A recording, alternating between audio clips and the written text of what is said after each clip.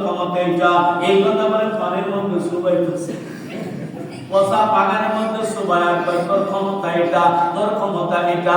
সুবাইলে বলেন তো মাটির মূর্তিরে সুবাইলে মাটির মূর্তিটা ঠিক থাকে। মুসলমান আবার সবগুলো খাঁচার মধ্যে উঠায়া আল্লাহর বান্দা যাইতে রওনা করেছি। যাইতে যাইতে বাজারে চলে গেল, খাঁচাটা নামায়া ডাক দিয়ে বলে, আসেন আসেন, কে আর দিবেন? এত বড় মূর্তি আনছি, এত বড় দামি দামি মূর্তি আনছি, আপনারা আগে এটা রাখলে আপনার মেয়ে বিয়ে হবে। এই মূর্তির এই নাম, এটা ধানের গোলার মধ্যে রাখলে দান বাড়তে থাকবে। এই মূর্তির এই ক্ষমতা, এটার নিয়ে যুদ্ধের ময়দানে গেলে জিতে যাবেন, ইত্যাদি ইত্যাদি। মহিলা যখন চিৎকার করে ডাকে, মানুষগুলো দৌড়ে আইসা দেখে মূর্তি দেখা যায়। আইসা দেখে কোনোটার নাক নাই, কোনোটার ঠ্যাং ভাঙ্গা, কোনোটার গাল ভাঙ্গা, কোনোটার কান ভাঙ্গা। এগুলোতে একটা মূর্তিও কেউ কিনে, এগুলো ডুপ্লিকেট মূর্তি আর কেউ কিনলো না। আল্লাহু আকবার। এত কিছু বলার পরে একটা মূর্তিও বিক্রি করতে পারলো না। হযরত ইব্রাহিমের মেজাজ আরো গেল গরম হইয়া। বাবা মূর্তি দিলে এত ক্ষমতার কথা বললো, একজন মানুষ মূর্তি কিনলো না, আবার রাগ করে মাথার মধ্যে উঠায় নিয়ে যায় বাবার সামনে চাইলে দিছি, এ বাবা তোমার মূর্তি তুমি বেচো, একটা মূর্তিও কেউ কিনে নাই। ডাক দিয়ে বলে, বাবা মূর্তির অবস্থা এরকম কেন?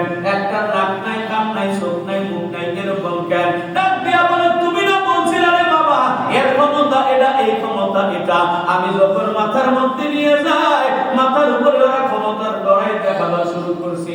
আমি একটু পোষা বাগানে শুনেছি, আর কিছু করে নাই রে বাবা। এই বাড়ি হযরত ইব্রাহিমের বাবা ডাক দিয়ে বলে, পানির মধ্যে সুবাইলে বুঝি এদের থাকবো, এদের কোনো সুন্দর চেহারা থাকবো। ডাক দিয়ে বলে, পানি সহ্য করতে পারে না, এটা আবার কিনে করবে বাবা। এগুলোর বোঝা টোঝা করিল না, বাবা তো আর বুঝে না।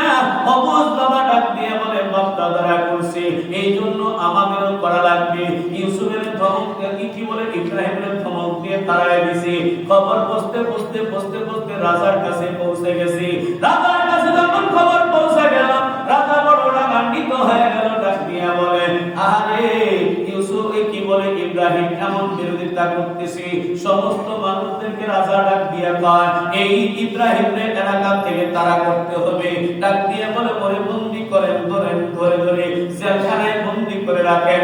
কিন্তু নমরুদ ফেরাউনের পায় সাহস পায় না ইব্রাহিমের ধরার জন্য, কারণ নমরুদ ভালো করে জানে ইব্রাহিম যদিও একা, তার সঙ্গে মহাশক্তি আল্লাহ বেশি। আল্লাহ আছে না নাই বলে, আল্লাহ ইব্রাহিমের সঙ্গে আছে। এই জন্য বলে জেলখানায় বন্দী করলে কোনো লাভ হবে না, সৈন্যগুলো নিয়ে গেলেও কাম হবে না। তাহলে এখন কি কাজ করতে হবে? ইব্রাহিমকে মারার জন্য বিরাট বড় আগুন জ্বালানো লাগবে। মুসলমান বন্ধু বিরাট আগুন জ্বালানোর জন্য বিরাট একটা ময়দান ঠিক করলো। ময়দানের মধ্যে খড়ি ফালাইতে শুরু করলো। আল্লাহু আকবার। এমন ভাবে লাকড়ি ফালাইলো, 2, 4, 5, 10 একর সম্পত্তির মধ্যে এমন ভাবে লাকড়ির স্তূপ হয়ে গেল। মেসকুসা দিয়া কেরোসিন দিয়া আগুন জ্বালায় দিলে মুসলমান। আল্লাহু আকবার। আগুন ধাউ ধাউ করে জ্বলতেছে। ইব্রাহিমকে ধরে ধরে আনা হলো। ইব্রাহিমকে মারার জন্য একটা মিনজাবিন বানানো হলো। মিনজাবিন বলা হয় আমাদের দেশে মানুষের কেড়ের পালা দেওয়ার জন্য একটা সরকা বানায়। কি বানায়? বানায় সরকা বানায়, খেরগুলো উপরে উঠায় দেয়। এমন একটা সরকা বানাই করে মুসলমান ইব্রাহিম আলাইহিস সালাতু ওয়াস সালামকে ওর মধ্যে বেঁধে দেওয়া হলো। এর মুসলমান বেঁধে দেওয়ার পর ইব্রাহিম আলাইহিস সালাতু ওয়াস সালামের লুঙ্গিটা টেনে টেনে বলতেছে রে মুসলমান, আল্লাহু আকবার। ইব্রাহিমকে লুঙ্গি টানে, কিন্তু কেউ লুঙ্গি খুলতে পারে না। কারণ হলো হাজার হাজার ফেরেশতা ইব্রাহিমের লুঙ্গি ধইরা রাখছে।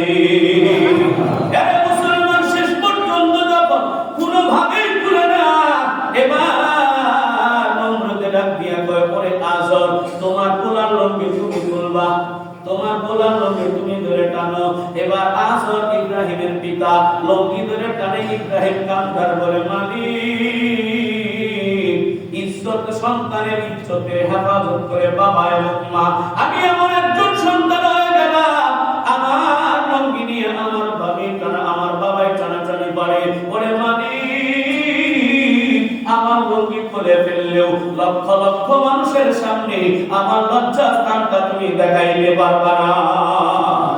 আল্লাহর বান্দা দোয়া করছে, মালিক জিবরাইল ডাক দিয়ে বলে, জিবরাইল যাও যাও যাও, জান্নাত থেকে একটা জুব্বা নিয়ে যাও, লঙ্গিটা খোলার আগেই ওই জুব্বাটা ইব্রাহিমের পরায়া দাও।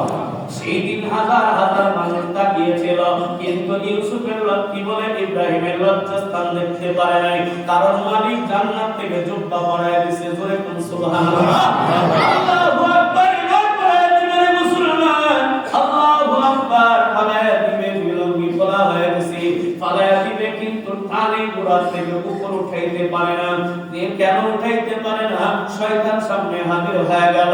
নমরুদের ডাক দিয়ে বলে, শয়তান, ওরে নমরুদ, তুমি জানো না ইব্রাহিমকে কোনোদিন ফালাইতে পারবা না। কেন কেন ফালাইতে পারবো না? কারণ হলো হাজার হাজার ফেরেশতা ইব্রাহিমের ওই চরকাটা ধইরা রাখছে। এবার যদি ফালাইতে চাও তাহলে আগে ফেরেশতা করে আউট করতে হবে। কিভাবে করব? এবার ডাক দিয়ে কয়, একটা কাজ করো, এলাকার যত সুন্দরী রূপসী মাইয়াগুলো আছে, যুবতী মাইয়াগুলোকে আনো, যুবকগুলোকে আনো, যুবক আর যুবতীর মধ্যে ড্যান্স শুরু করে দাও, বাজনা শুরু করে দাও, কুকর্ম শুরু করে দাও। যেখানে অশ্লীল বেহায়াপনা নাচ গান হয়, কুকর্ম হয়, ওই জায়গার মধ্যে আল্লাহর ফেরেশতা টিকতে পারে না। সুতরাং এই কাজটা করো, তাহলে দেখবা ফেরেশতা সব চইলা যাবে। আমাদের দেশে বিভিন্ন ক্লাবে এই সমস্ত কুকর্মগুলো করা হয়। কথা বলেন ঠিক না ঠিক? আমাদের বিভিন্ন পার্কে, ঢাকার বিভিন্ন বিভিন্ন ক্লাবের মধ্যে এই মহিলাদেরকে নাচ গান করানো হয়। আবার আমাদের দেশে কিছু মানুষ আছে বছরে বছরে যাত্রা নাটকের আয়োজন করে, যাত্রার ব্যবস্থা করে, গায়ের নারীদেরকে উলঙ্গ করা দিয়ে নাচায়। আছে না নাই? সেটা বলতে আর এটা কোনো মুসলমানের কাজ না, এটা হলো কার কাজ? জোরে বলেন। শয়তানের কাজ। জোরে বলেন কার কাজ? শয়তানের কাজ, নমরুদের কাজ। এটা কোনো ইমানদার মুসলমানের কাজ হইতে পারে না। জোরে বলেন ঠিক কি না? এ মুসলমান রূপসী সুন্দরী যুবতী মাইয়াগুলোকে যখন আনা হলো, আল্লাহু আকবার, এবার যখন